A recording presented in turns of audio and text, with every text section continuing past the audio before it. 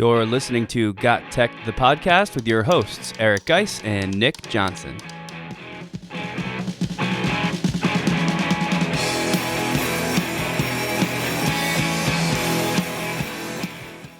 Welcome back to GotTech, the podcast. This is episode 41 called 30 Resources for the New School Year. In this episode, Nick and I curate 30 of our favorite resources to jumpstart the new year. We've each selected our favorite teacher blogs, edtech tools, and educational podcasts. This is our GotTech Awards episode. Get excited because this one is one that you're not going to want to miss.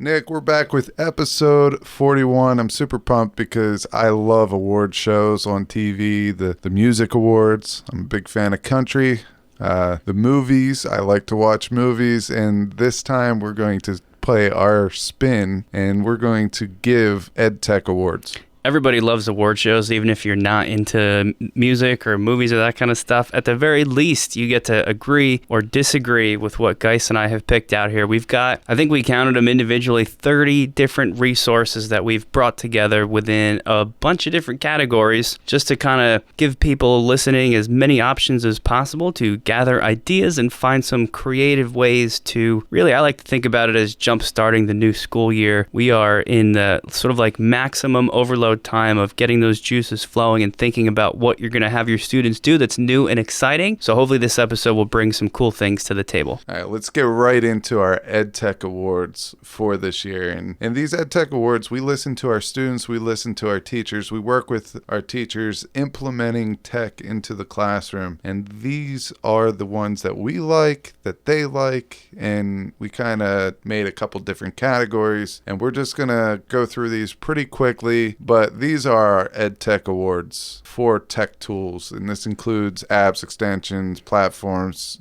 anything, websites, whatever. It's pretty much whatever we say kind of goes here. What do you think about that? Yeah, this is like our all-encompassing, no borders. As long as it's ed tech, we can select it. And you touched on it, but the important part of this is that we're considering here, of course, our opinions because we selected them, but a lot of what we hear from other teachers using these tools, and also a lot of what we hear from our students using these tools to give us the ed tech awards. And I think we've got 9 categories. A lot of them are the same categories we've referenced in the past, but some different ones too. Assessment, gamification, video screencasting, curation, productivity, feedback, audio, recording and editing, and a extension category to focus specifically on those. So maybe let's take it from the top, you think? Yeah, and I just want to throw this out there. These are the ones that, a lot of times we give you a whole bunch of resources. Sometimes they do the same thing, but it is tailored to your choice, like what fits you the best. Right. These are the ones that fit us the best or fit our students the best or our teachers the best. So we know that they work. We know that they're an awesome platform. So check some of these out. If you have time, you're in a PLC, bring these to your PLC, check them out, see what you could do. So let's start at the top at assessment. And for here, we're talking about online quizzes, assessments, things like that. So my award for assessment is going to go to Edpuzzle. Edpuzzle's got the award for me because it's absolutely my favorite one. In a flipped classroom environment, if your students are viewing videos at home, especially YouTube videos, you need to be using Edpuzzle. For me, it's like my main go-to for formative assessment. My students watch a video at home, and I want to know what they made sense of from that video, and Edpuzzle does that for me. And if you don't know, you can incorporate questions that where the video automatically pauses and the students answer a question before they can continue watching the video, so it sort of helps keep track of their understanding as they go. It's an awesome tool. Yeah, shout out to Edpuzzle. They do a great job. That is like the missing link from YouTube that really makes YouTube educational, helps us teachers make those videos more purposeful for learning. I went with, this is one that fits in many categories, but I went with Gimkit. For the last 4 or 5 years, our school has been using Kahoot. And last year we showed Gimkit for the first time to a couple teachers, and it's growing like wildfire. I mean, made by, I guess, a recent grad from Seattle, from a high school in Seattle. This is phenomenal. Gamification. it would fit in that category as well, but I use it for my assessment. It allows students to collect points that they earn from answering questions right and then buy in-game incentives. Like if they pay 30 coins of in-game money, they get the next 3 questions, they earn triple the coin amount or whatever the in-game money is. And it really teaches them how to manage their money, but also it's just a fun way of getting content out there, seeing what they know. It gives them instant feedback at the end. And I've heard students are playing other teachers' GIM kits for fun. Yeah. I think that speaks the most about GimKit. Kids really love that one. For our gamification category, I kind of went with a simpler choice this time, but not the flashiest, but sometimes your students don't want all the glitz and the glam and the features. They just want it to be one thing and one thing that does it well. So I went with something called Tiny Cards. Tiny Cards is my favorite choice for online digital flashcards. There's a lot of choices out there today. One thing that stands out is that students really, at least at the high school level, they really respond, I find, to the flashcards. So if you've seen this in your students or you want to push another option out to them, one that I think is particularly good for gamifying, check out tinycards.com. They can make their own flashcards. They can search and use other previously created flashcards. And it's just a nice, easy way to kind of let students test themselves and, of course, in a game-like environment. So that's a new one that I don't think I've brought up before, but I think could be a player in the future. The gamification EdTech tool that I used is Classcraft. And this is one I think we talked about maybe way back in episode 10, but they keep coming out with new features to it and they're staying on top of the gamification game. But in Classcraft, you're able to make an avatar. Each student's able to make an avatar and they collect points by doing good behaviors, their homework, getting an A on a test, whatever you want to put in there. They could also lose points if you want to use that as a behavior management tool, but there's a lot of, taking on these pit bosses almost as a class.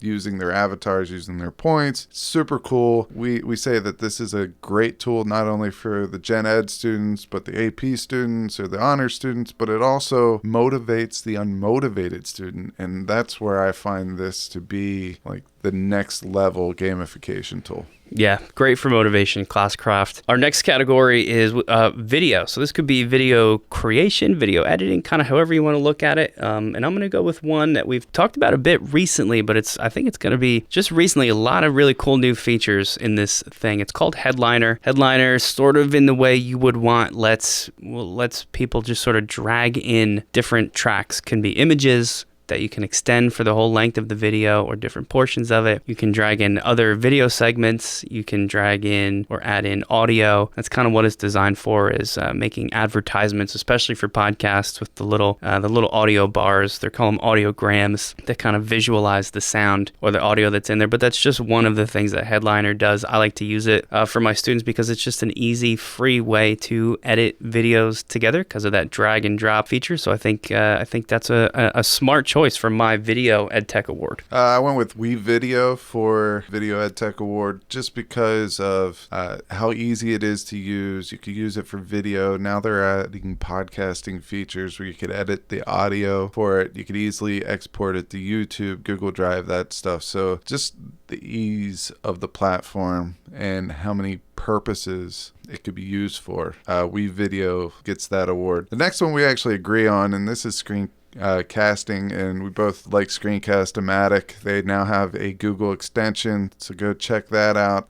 It's similar to Loom. It's similar to Screencastify. I just think the editing options are a little bit better. Curation. Let's go to Curation. Yeah, this is always an interesting category because it's broad, really just gathering resources for your students, and there's a lot of great ways to do this. I again went with a simple option here, and that is something called Pinup. Pinup is really just a digital corkboard for your students. I like this if I'm going to be absent from school because I can create a board for my students and it lets you add things to the board just like you would a real life corkboard where you can pin pictures, sticky notes. The sticky notes that we could use as like a to-do list, and you're absent for the day and the students work through that to-do list. Really what you're doing is as you build your pinup board, you're just curating resources for your kids to use, and I think there's almost endless possibilities for this one. And it's kind of fun because, it looks visually, it looks like an actual, like a corkboard would look. So check out Pinup.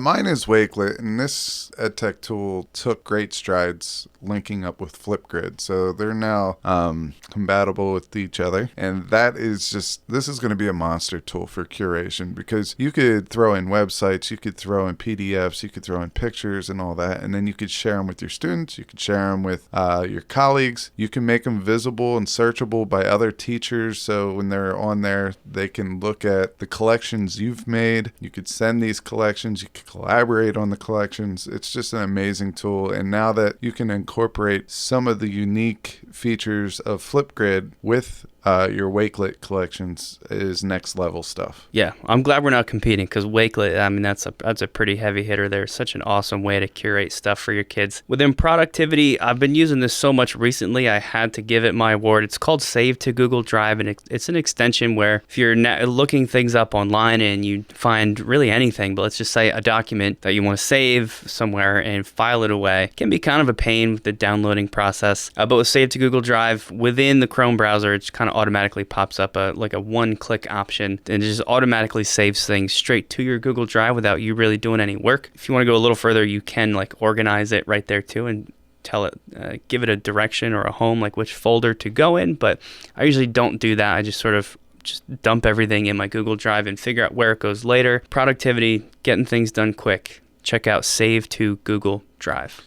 Productivity for me is One Tab, and until something comes along and beats this will always be my go-to extension for productivity. One Tab is the tech coach's extension. I work with a different teacher pretty much every period throughout the day, and incorporating different projects with tech options. So one teacher comes in for the first period of the day. I might have 10 tabs open to kind of go through that whole project with that teacher. The next period, I'll have another 10, and the next period, another 10. And this drives Nick nuts when he has that many tabs on his computer. So what I do after first period, when I'm done working with that teacher, I hit the One Tab extension, and they put all those URLs into a hyperlinked web page. This web page, you can name it, you can lock it so you can't delete it, you can star it so it stays up at the top, or the best feature yet is you could share it out to other teachers by just copying and pasting the URL. Here's the thing. Picture this for your students. You're doing a project on the human anatomy, and each student is given a different system. Well, maybe you found 15 good websites that has pictures, information, and stuff like that. You're on a time crunch, so you don't want to have them spending too much time getting these different resources, so you wanted to curate a list of resources for them. Grab the URLs, hit the One Tab extension button. It goes into a savable list, and tell them that they have to work off of that list. Yeah, I don't like One Tab because I don't like tabs, but I see if you're doing as you described and kind of sharing things. But you like organization, and that's super organized. I get it. Yeah, I was just going to say that part appeals to me. For our feedback category, I picked another favorite. It's an easy choice for my award. It's called Classroom Q. Classroom Q, it's like a digital hand-raising tool. So if you're tired of kind of having your students sit there with their hands raised as you work your way around, and a lot of them, along the way, they sort of give up and say, whatever, I don't want to keep my hand up. The teacher's too busy helping a whole group of other students. Now they can just hit a big red button on their phone or on their computer, and as the teacher, you get to see a queue, a list generated of students who have hit that button. So it's kind of like raising their hand, but it never goes away. And there's also ways for them to actually type in specific questions there, so you can see that as a teacher and respond that way if you want to. The great thing about that is if you project that as a teacher on the board, and another student can help that student, then you got multiple experts in the classroom, and that just makes that whole class more productive. This is a great tool for middle school, but I have also incorporated it into some high school classes. I'm working with some teachers of bringing it into the high school, and they love it. So that's a great one. I chose for feedback Edgy Notes. This is one of my favorites just because of its functionality, and it really serves a purpose that fills the gap in education. And it's a great feedback tool, collaboration tool. I could see multiple uses in English, but I could also see ways that you could put it into every single curriculum. So basically you just copy and paste into this into a space on the platform, and then you give the students directions. So if I wrote a paper and my teacher wanted it to be proofread by the class, they could throw my paper into there without my name on it, and students can go and highlight, strong points, weak points, criticisms, leave comments and stuff like that. And that student can get feedback that way. So I really love Edgy Notes. Let's go into audio recording and editing. So we're going to agree to disagree, because I know that if you really had to throw it out there, you're going Audacity. If I had to, yes, Audacity is probably the best one for both things. But I didn't want to agree, because I went with a simple choice, literally just for nothing except recording. You can't go any easier than something called Simple Audio Recorder. And I know Audacity, you guys will tell you about in a second, does everything this is going to do. It just looks a lot more complicated, and I think sometimes that can turn people off. If your only goal is to have a method of recording a voice, Simple Audio Recorder is the way to do it. You add it to your computer, but then it's literally just a button to start recording and a button to stop. So you always can't go wrong with stuff like that. Yeah, I chose Audacity just because of how easy it is to use. It might look intimidating, but it's pretty easy. The only downfall with Audacity, I hope someone from Audacity is listening to this, make a Chrome extension, make some type of way to put it on a Chromebook, make it a platform-based thing. I'm begging you, because students love it, but the thing is our students have Chromebooks, and it's not compatible with the Chromebooks. So I'm really hoping that someday that they get something that's compatible with Chromebooks. But let's go into our extension, and we both agree on this one. This one is a new one, and it's fantastic. It's called eComments. And eComments is the Mamma Jamma feedback tool, an online grading tool. So if students work in a Google Doc, it's an extension. You add the extension eComments, you open it up, you turn it on, and when you turn it on, there's all these canned comments for different types of projects. So you no longer have to hit the comment button, type in, hey, you did a great job here, but you need a little bit more detail. There's a canned comment for that. Or you can make your own canned comments. Or better yet, you could add a voice comment or a video comment at the click of a button. It's super easy, super effective, and super awesome. Yeah, I had to agree with this one. Like you said, it may be the last automatic commenter for Google Docs that you ever need, because it does everything. So that was 9 categories. I guess we didn't each make our own extension. We agreed on 2 of them. So 16 different of our top EdTech awards. Hopefully there's something for everybody on this list, again, to help you start your new school year. You can follow GotTechED outside the podcast at gottech.com or on Twitter at WeGotTechED.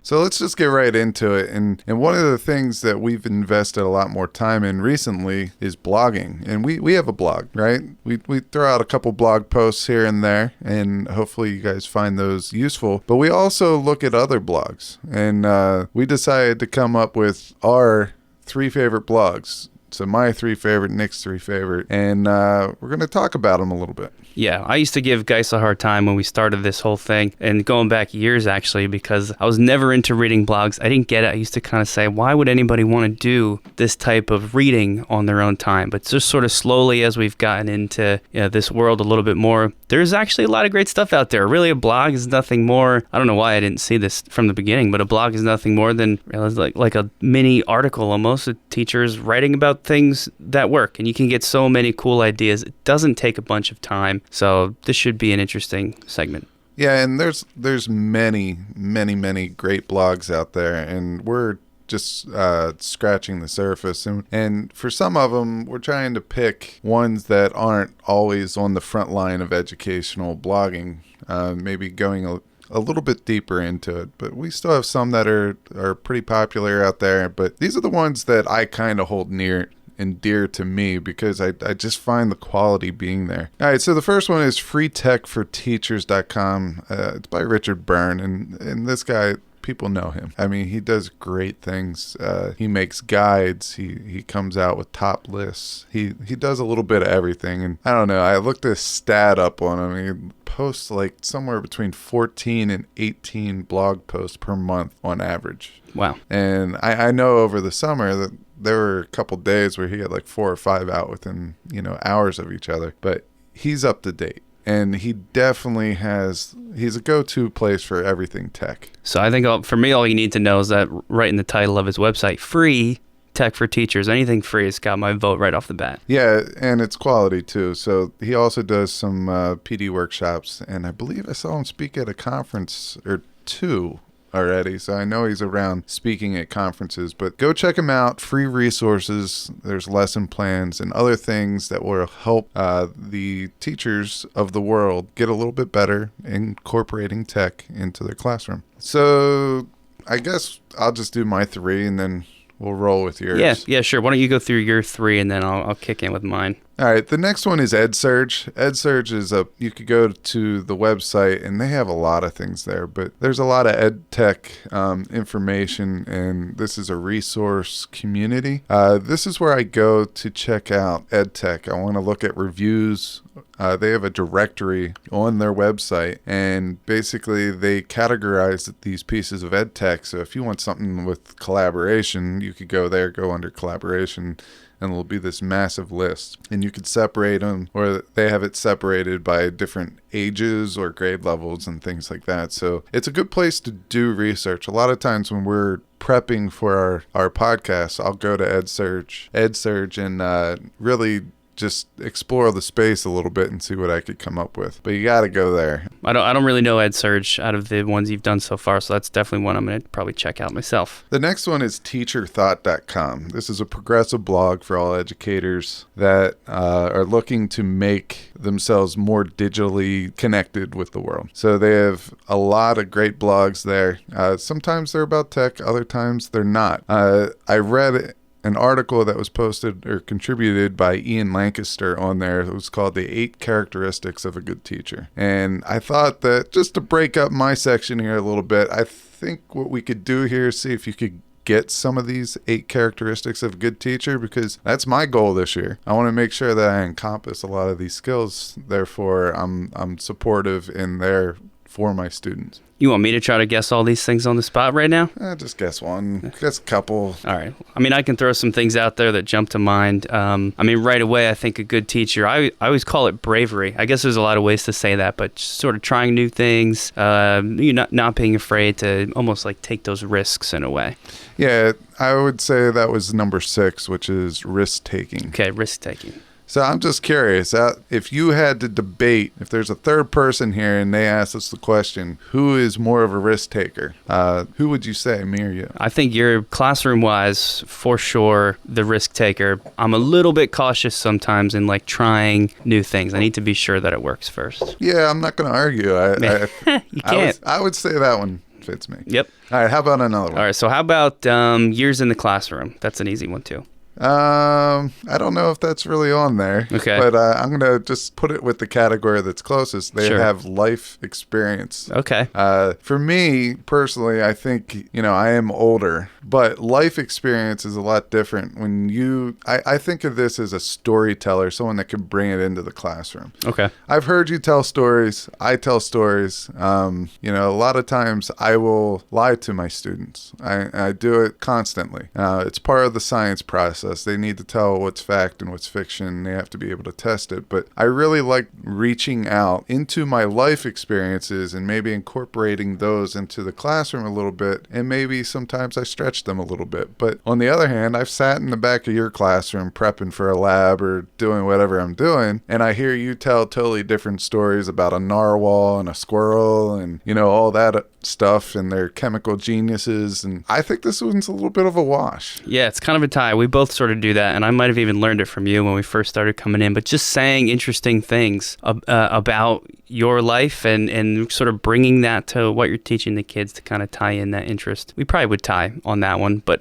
how about this is an interesting one that I think would have to make a list for what great teachers have: confidence. Yeah, confidence is definitely on there. And this one's a weird one. I would say I'm more confident in front of the classroom when it comes to classroom management, because I'm a little bit bigger of a guy and I don't really need to try that much. But well, you've got the coach, yeah, right? You've got the coach mentality. But I think you have more of the expertise in chemistry. Like sometimes you come up with ways that are weird, and I mean that in a good way. Like I would never think of, you know, talking about electrons using ninjas. And I think that comes, that part of it comes from confidence, because you know that material forward and backwards. I know biology. I'm not worried about biology, but the thing is you have layers to your lessons, and you kind of tailor them to what your students like a little bit more than I do. So I'll give you the confidence one. All right, listen to this. I like this list so far, but now I'm running out of ideas for these 8 things. What about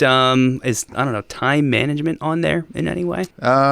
We'll call this, they focus on the important stuff, because if you get too much fluff in there, you're going to be off course. And this is one I will tell you, I go on tangents all the time. Oh yeah, I'm the time management guy for sure out of the two Nick of us. is super organized. He has lists for his list, and they're in alphabetical order. That's true. I got lists on sublists on sublists, so that's an easy one. What about, I mean, it's GotTech the podcast. How about tech use, teachers using tech? I think that belongs on the list. It is. It's number 5. Okay. And they're technologically capable. Now notice that that's not saying they're masters in it. They're just able to incorporate it. They're not afraid to incorporate it. They see where it is relevant and where it's not relevant, and they bring it in when it's going to enhance the lesson. So that's definitely on there, and that's a wash. I'm not even going to debate that. We both do that. All right. So if tech use is on there, then probably related to that would be I see this happen a lot of times as teachers get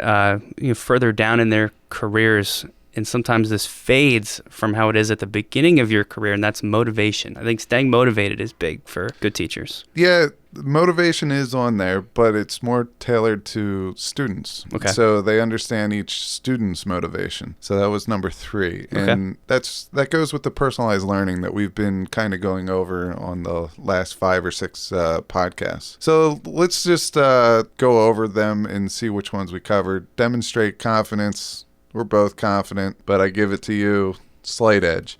Nice. They have life experience. I'm older and probably more wiser, so I give that to me. Understand student motivation. That's a wash. This one's an interesting one. We didn't cover it. They're people, not heroes. So I love this one, because you got to be able to show your students that you can be vulnerable. And this is one thing that I was horrible at.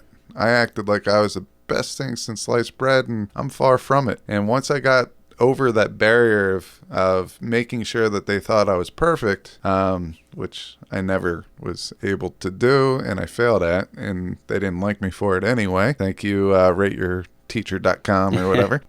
Once I got over that and I showed them that I could be vulnerable and I'm not perfect, they kind of relate with that. And yep. I think that's a great thing. Yep. Number 5, they're technologically capable. 6, they model risk-taking. 7, they focus on the important stuff. And 8, we didn't talk about either. They don't worry too much about what administrators think. Whoa, yeah, that's an important one. So, yeah, I mean, a lot of times we worry too much about the administrators. We spend an extra hour on a lesson because we know that a supervisor or administrator is coming in. And really, if you're just doing your job, do your job. Yep.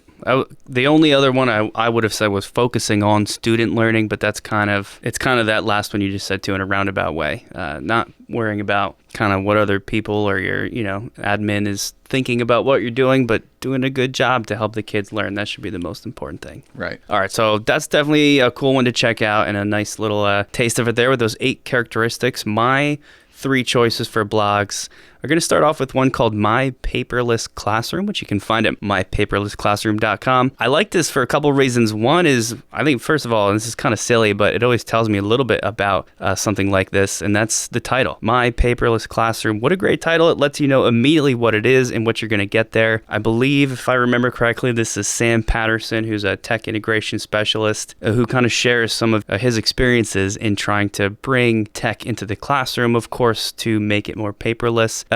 He brings a lot of unique stuff that you don't really hear about a whole lot as it relates to education, like toys and video games, a lot of things that we like to talk about. Minecraft in particular is one that stuck out to me. Just kind of scrolling his most recent posts right now, or some of the recent ones. He's got things on green screens with iPads, so some of the best ways you can do that. 5 essential components of successful STEAM curriculum. So there's kind of something for everybody here. They're well written, they're short, they read nicely, and some unique finds on my Paperless Classroom. So definitely check out Sam Patterson for one of my picks. Yeah, that one sounds awesome. Yep, so that's a good one. Also, ClassTechTips.com is going to be my second. This is a new one for me. I can't say a whole lot about it, but it's by Monica Burns. From what I've seen so far, best way to describe Monica, she is an expert on tech implementation. If there's a way to do it and a way to do it best, this is the blog you want to read. So if you're interested in like a particular app, let's say, and you want to know, okay, what are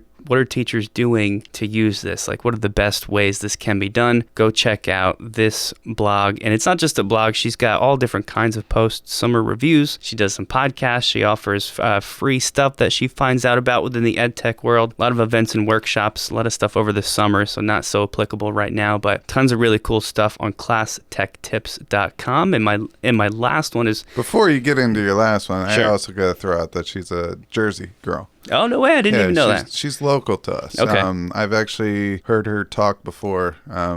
She's very, very good at what she does, and you got to throw it out there that her Class Tech Tips. I've been actually following that one for quite some time now. Cool. And I think she's awesome at what she does, and she's local. So I wanted to throw that out because I know a lot of our listeners are in the Jersey area, and that might be a good contact to reach out if your school is looking for professional development or just for someone to come out and kind of talk to them. I'm sure that she would love to work with some people in New Jersey, so check out Monica Burns. There you go. I also follow her on Twitter, and that's at Class Tech Tips. So Okay, bonus points for the local girl. I like that too. And then my last one is something I don't think everybody thinks about this as a blog, but I'm going to call it a blog, and that is edutopia.org. Oddly enough, Edutopia is, I think it's maybe funded by or started by the George Lucas Educational Foundation, which is, that George Lucas from the Star Wars movies. And it's just a bunch of kind of really well put together, maybe the most professional one we've talked about blog so far today on how technology can be used in classrooms. Really, really, really cool things. Large variety. I think that's the best way to kind of sum up the stuff that you'll find on this particular blog. Just reading some of the stuff they've got in categories like assessment, formative assessment. Here's 6 teacher-approved tips for faster, more effective feedback, boosting engagement with notices and wonders. So these are things for all grade levels, just really exciting stuff. Something called 60-second strategies of discussion mapping. So these things sort of always pop out to me and seem like, oh man, that's something that I need to start doing like tomorrow. And there's a lot of that on Edutopia.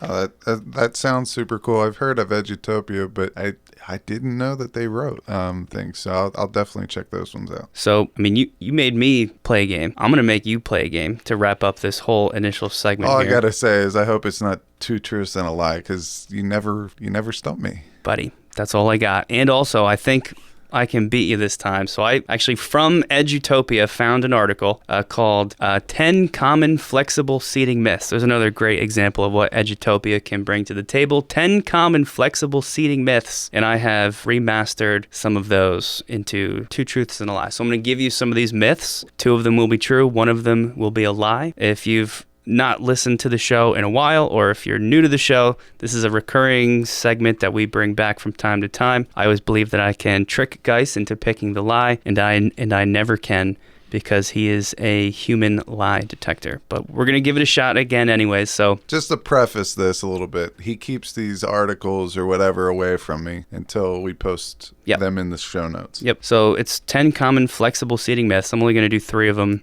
Do you know what flexible seating is? Do we need to update you on what this whole thing's about? No, but you can explain it to the audience a little bit. Yeah, so flexible seating is just sort of changing the classroom space to include, not just the typical hard chair at a desk. There could be bouncy balls to sit on and beanbag chairs in different areas for reading with more of like a lounge environment. There's lots of ways to interpret it, but it's kind of a trend in education that's been going on for a little while now. So I'm going to read these 3 things to you, see if you can pick out which one is not true. The first one says that flexible seating can be used for standardized testing. Flexible seating can be used for standardized testing. Here's the second one. Flexible seating helps students remain focused. So helping students remain focused. And the third one is students need to learn how to sit at a desk for the real world. One of those 3 things is a lie. What do you think? Just read the first one? No, just give me a recap of each one real quick. Okay, recap. Flexible seating can be used for standardized testing. Okay, that one. I just don't see anywhere where it'd say like students have to be in a desk. Like I've seen students take tests at tables. I've seen them at desks. So that in itself is a little bit flexible there. I think as long as they have privacy and there's like no chance of cheating by looking at your neighbor the best you can, I think that you can have flexible seating. Okay, so I was pretty sure that was going to be the one that would have caught you as the lie, but it is not the lie. That is 100% true. So you got that one. It's not looking good for me. Flexible seating. There are typically no rules, like you said, in standardized test guidelines that would stop a student from sitting in a different type of chair at a different space. So good for you. That's true. But what's the lie? You've got flexible seating helps students remain focused, or students need to learn how to sit at a desk for the real world. I understand that students do need to sit at a desk for the real world because a lot of our jobs are desk jobs. But the other one is remaining focused, you said? Yeah, that the flexible seating will help students to remain focused. This is actually tougher because I could see that one being kind of true as well. Really? Okay. Well, what would your best guess be? I'm gonna probably say, man, this is tough. We got him. I think this is my first success. I don't know. Like, here's the thing: you have to be able to sit at a desk if you're doing a desk job in the real world. So students do need to learn how to sit in desks, but not every student. True. Oh, man. That might point you in the right direction. But then, here's the thing about flexible seating and being distracted. Like with flexible seating, if you have a wobbly chair, you get to go up and you get to go sit over at the carpet squares and you could sit down there. Right. So that one has to be true. Like, will they be overstimulated? No, they won't, because they can move if they are. So you're saying that... I'm saying that one's... Students will not be overstimulated. Right. So it is true. You are correct. Congratulations. You're still undefeated. Flexible seating does help students remain focused. A lot of times overactive or, students that need to be moving, it helps them to be able to move. So sitting on a ball or sitting in a beanbag chair where they can kick their legs. Now they don't have to focus on the fact that they can't move. They can sort of let that part of them flow freely, and they are then free to focus on whatever's happening in class. So good job. And at least this article maintains that it's a lie to say that, or a myth, that students need to learn how to sit at a desk for the real world because, like you were wrestling with, there's some jobs that are desk jobs, but a lot of the times there's other jobs to choose from for people that don't want to sit at a desk. And even in a desk-based workplace, there's options for people to not sit down all the time. There's those standing desks and different types of chairs. So I'm upset, but Geis wins 2 truths and a lie again.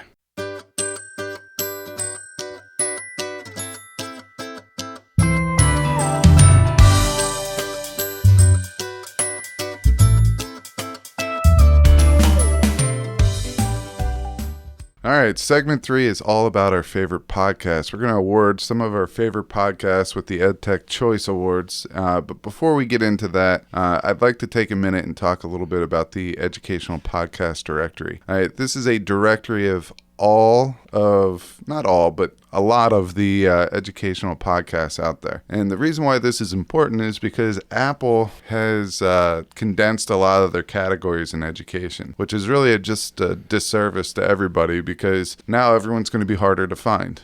You'll be able to find those podcasts that get 50,000 subscribes or likes or downloads every month because they'll be at the top of the list. but some of the ones that aren't as popular or serve a specific niche is going to be harder to find, because podcasts that go over like how to stack 10,000 cups without using glue or tape is going to be lumped in with the education podcast. Yeah, I think iTunes was just trying to sort of clean up their categories when you're in there looking for stuff. But like you said, it is kind of tough then, because some of the smaller, more, I guess like a niche audience, it's tougher to find something like if you specifically want ed tech. You can't look that up anymore. It's just all part of, I think, like the big umbrella category of education. So a directory like this is, I think, extra important. Yeah, so two gentlemen, David Hennell and Jeff Bradbury, they made this directory, and I put the link in the show notes. So if you have an educational podcast, you want to be included, go to that link, and there's a little button that you can click on that allows you to fill out a Google form. But it's awesome. I always like to think that, podcasting, there's a good camaraderie there,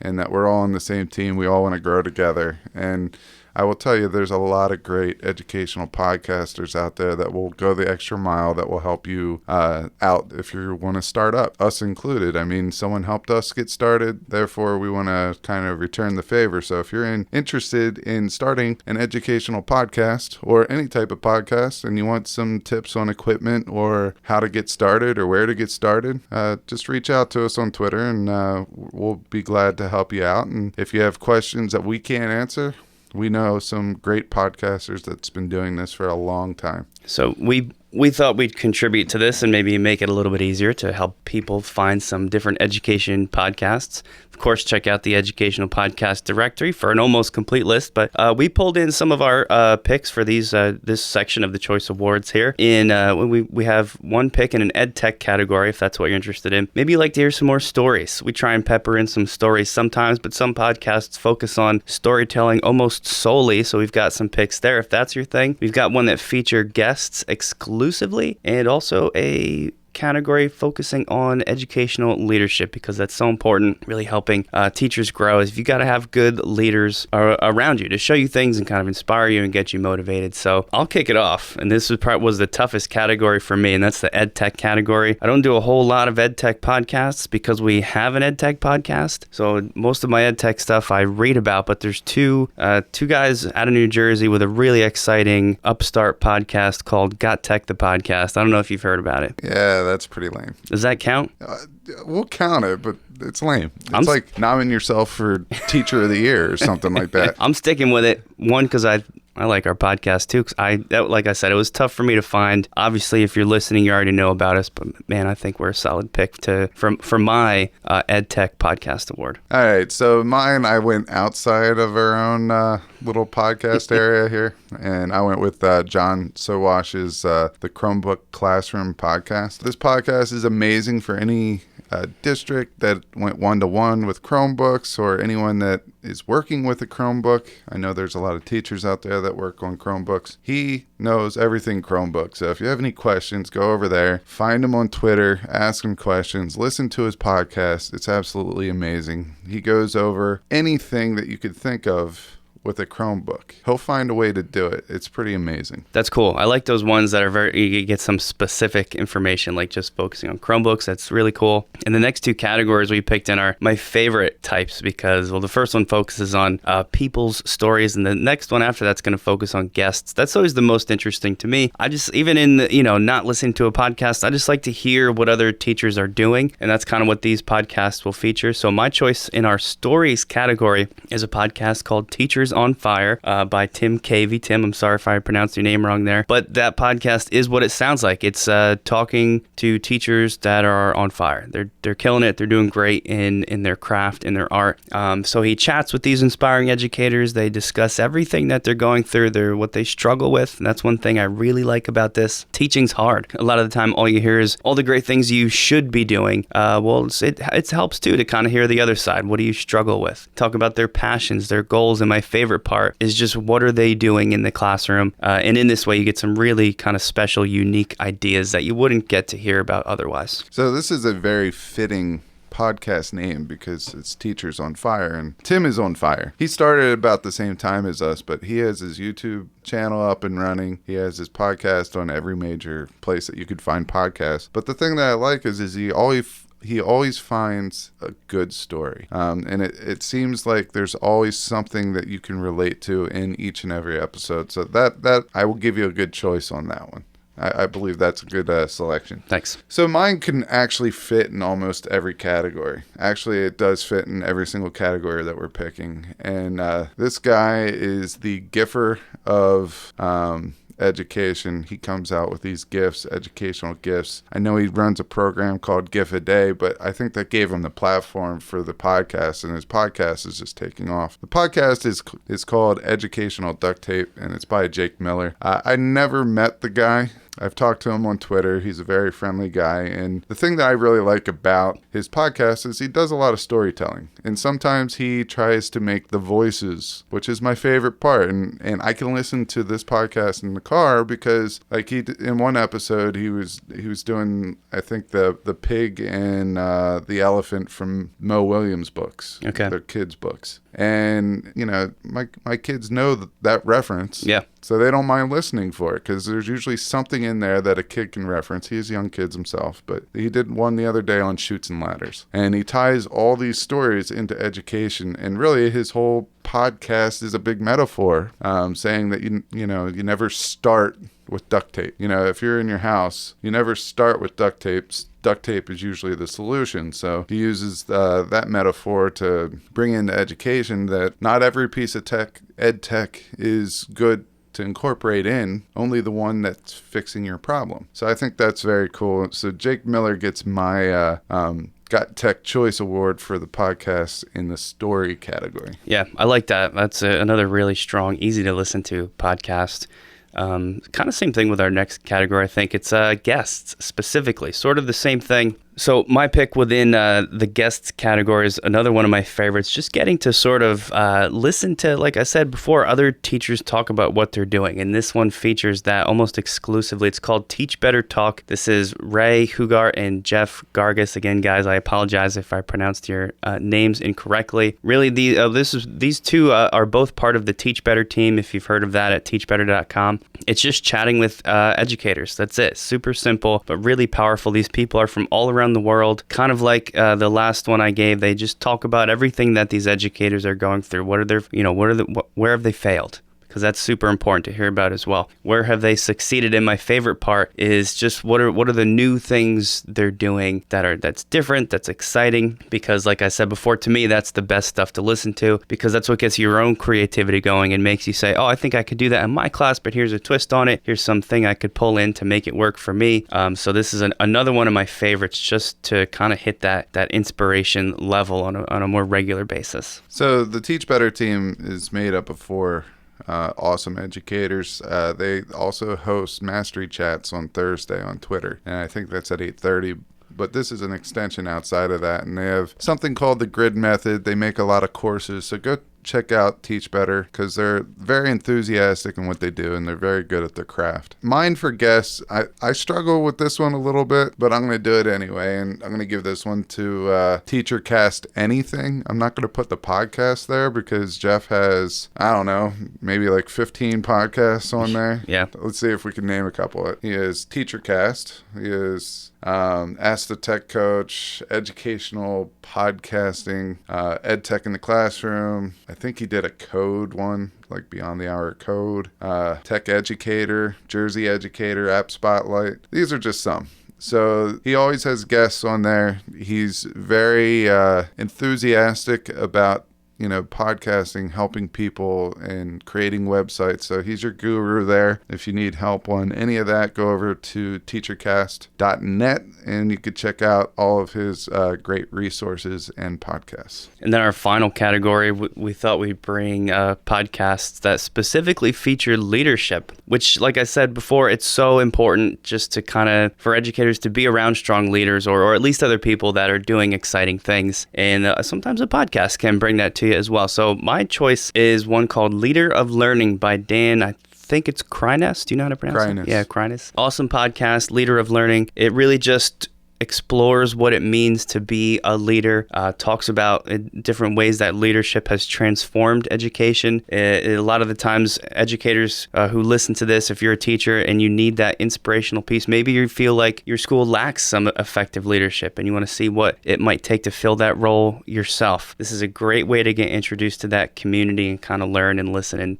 and hopefully end up letting you talk to some other people too about what it means to do that and help realize your own leadership potential. Because I think as teachers, we're kind of all leaders in some way. I mean, we lead our classrooms every day. So I think that is inside of each of us, and that can be really powerful when you extend it out to, the other professionals that are around you. So I think this could be a really special podcast for people that are interested. So my last one, this guy we met at ISTE, and I mean, he was kind enough to give us 5 minutes of his time. I think he publishes a lot of stuff that I want to make sure I read as an educator, just because the ideas are fresh. We're kind of going into the mentality of getting kids to research information, come up with their own findings, rather than just making them regurgitate facts and have these one-word answers that really is memorization. Mine goes to Ditch That Textbook, the podcast with Matt Miller.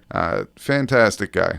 Like I said, everyone at ISTE knows Matt, and they would probably wait in line just to talk with him for 5 minutes, and we were lucky enough to bump into him. We exchanged stickers and podcast stickers, and really, he probably, in the world of podcasting, if you take all the downloads, all the subscribes and stuff like that, we are probably a pin hair of all the ones that he has. And for the fact that, he took the time to answer a question and stuff like that, it just shows that, he really values the relationships that he forms with his audience. And I really appreciate that. And I could say that is the case with all of these podcasts that we selected today. They take time to interact, whether it's on social media or at one of the presentations that they're presenting with, and they give you a lot of good stuff. And that's the reason why they're at the top, is they produce great content. It's a direction that we can follow as young podcasters. And I just think if you need, or if you want to get into the podcasting wave that's going on right now, a good place to start are with these 8 podcasts. All right, guys. So we gave you 30 resources in total, our blog awards, our Edtech Awards, and our podcast awards. Check something out. Help your school year start off on the right foot and get inspired with some of these resources.